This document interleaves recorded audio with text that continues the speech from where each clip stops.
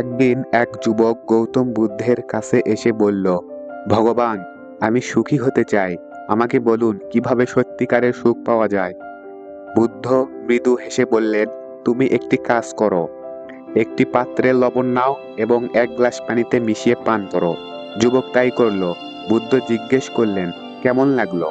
যুবক মুখ কুঁচকে বলল, একদম তোতা, খাওয়া যায় না।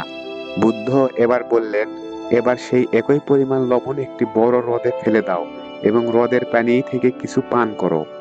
যুবক হ্রদের পানি পান করলো। বুদ্ধ জিজ্ঞেস করলেন, এবার কেমন লাগলো?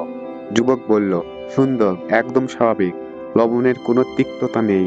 বুদ্ধ তখন বললেন, জীবনের দুঃখ ঠিক এই লবণের মতো, এটি একই থাকে। কিন্তু আমাদের হৃদয় যদি ছোট গ্লাসের মতো হয়, তাহলে আমরা দুঃখে ভরে যাই।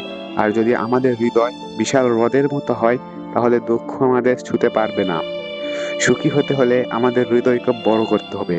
শিক্ষা: জীবনে দুঃখ থাকবেই, কিন্তু যদি আমাদের মন মানসিকতা বড় হয়, তাহলে সেই দুঃখ আমাদের উপর প্রভাব ফেলতে পারবে না।